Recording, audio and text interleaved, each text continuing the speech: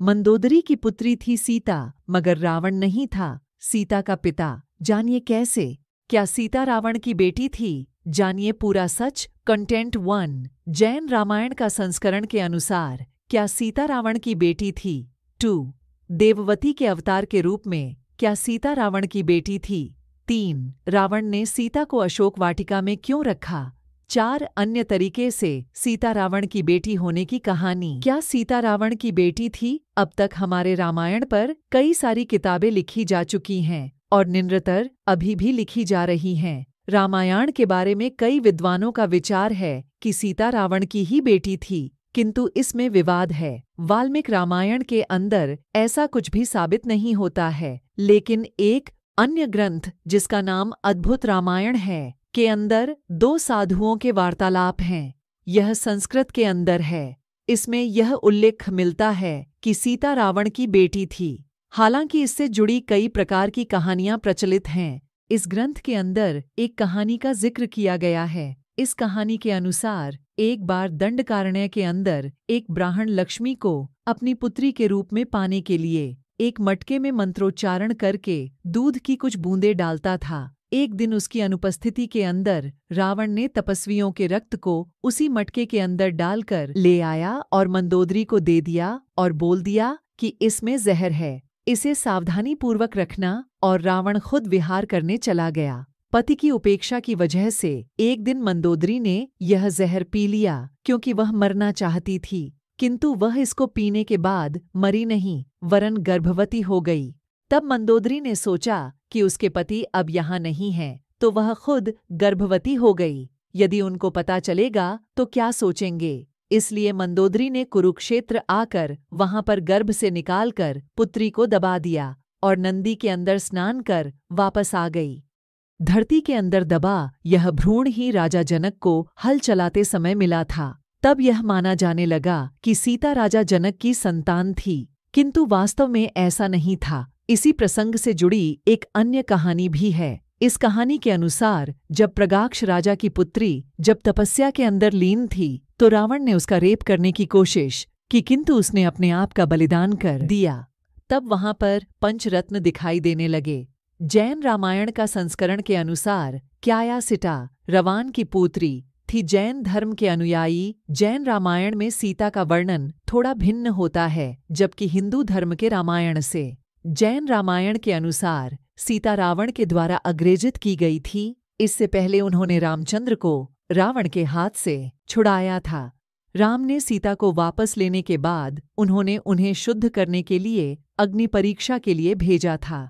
जैन रामायण में सीता को महावीर वर्धमान की आत्मा के एक अंश के रूप में भी उल्लेख किया जाता है।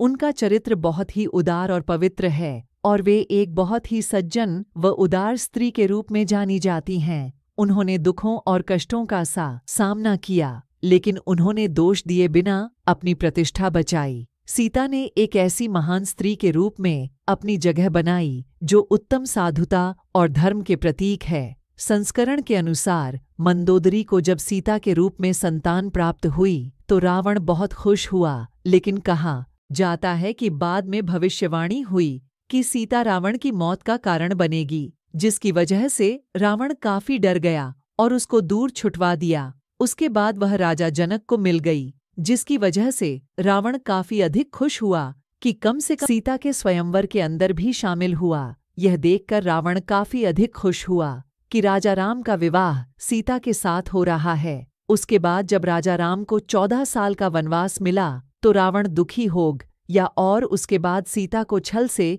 अपने यहाँ पर लेकर आ गया। कहा जाता है कि रावण का सीता से विवाह करने का भी मकसद नहीं था। जब लक्ष्मण ने रावण की बहन की नाक काटी थी तो लोगों ने यही समझा कि रावण ने राम से बदला लेने के लिए उसकी पत्नी सीता का अपहरण कर लिया है। हालांकि आपको बता दें कि यह कहानी कितनी सही है, इसके बारे में देववती के अवतार के रूप में सीता रामायण के अधिकांश संस्करणों में माता सीता को वेदवती का अवतार नहीं बताया गया है। इस तरह की कुछ रामायण संस्करण मौजूद हैं जो सीता को वेदवती का अवतार बताते हैं। हालांकि वेदवती की कहानी रामायण के मूल संस्करण में नहीं है। यह तंत्रिक शास्त्रों जैसे भागवत पुराण और देवी भागवत में मिलती है। वेदवती की इस कहानी के अनुसार वेदवती विष्णु भगवान की तपस्या कर रही थी तो रावण उसके ऊपर मोहित हो गया और उसकी तपस्या को भंग करने का प्रयास किया, जिससे कि वेदवती ने अपने प्राण दे दिया और कहा है कि उसकी इस गलती का बदला अगले जन्म में लेगी। हालांकि कहानी कितनी सही है इसके बारे में कोई जानकारी नहीं। रावण ने सीता को अशोक वाटिका में क्यों रखा? अब दोस्तों, आपको दिमाग के अंदर यह भी आता होगा कि यदि रावण सीता से विवाह करना चाहता था तो उसके बाद भी उसने सीता को अशोक वाटिका के अंदर क्यों रखा और सीता को उसकी बिना अनुमति के बिना छुआ क्यों नहीं? तो इस संबंध में आपको एक कथा बताते हैं। इस कथा से यह स्पष्ट हो जाएगा कि रावण ने सीता को क्यों नहीं छुआ था। असल में आपको बता दे कि रावण के पास जो सोने की लंका थी उसका निर्माण कुबेर ने किया था और वहां पर एक शाप जुड़ा हुआ था और उस तरह के शाप के चलते रावण सीता को छू नहीं सकता था। इस संबंध में एक कहानी का उल्लेख मिलता है। हम आपको उस कहानी के बारे में बताने वाले हैं, तो आइए जानते हैं उस कहानी के बारे में। स्वर्ग की खूबसूरत अप्सरा रंभा कुबेर के पुत्र नल कुबेर से मिलने धरती पर आई थी और जब रावण की उसके ऊपर नजर पड़ी तो वह उसके ऊपर मोहित हो गया और उसने रावण से कहा कि वह नल कुबेर की पत्नी है। उसके बाद भी रावण नहीं माना।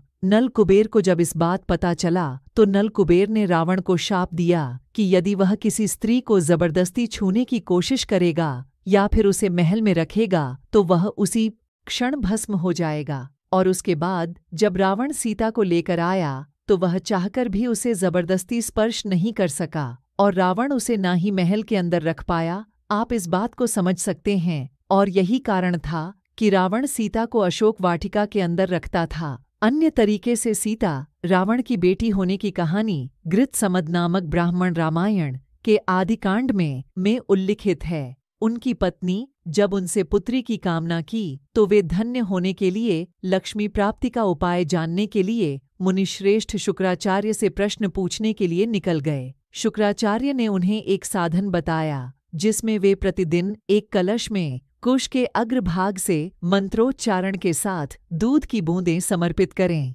उन्होंने शुक्राचार्य के वचन का पालन किया और कहा जाता है कि उस समय देवताओं और दानवों का युद्ध काफी भयंकर तरीके से चल रहा था। इसकी वजह से रावण ने आश्रम के अन्य ब्राह्मणों और ऋषियों को मारकर उनके रक्त को उसी कलश में भर लिया। उसके बाद कहा जाता है कि रावण उस कलश को अपनी लंका के अंदर ले आया और फिर उसको मंदोदरी को दे दिया।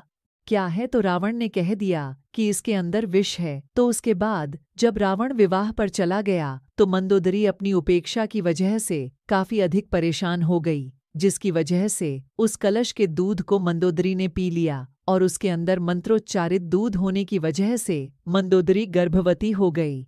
और जब उसे इस बात का एहसास हुआ कि उसका पति उसके पास नहीं है, उसके बाद भी वह गर्भवती हो गई तो लाज की वजह से वह भ्रमण करने के लिए कुरुक्षेत्र चली गई। वहीं पर उसने एक बच्ची को जन्म दिया और उसको एक घड़े के अंदर बंद करके जमीन के अंदर गाड़ दिया और फिर स्नान करके, इसके बारे में जानकारी नहीं है लेकिन यह हो सकता है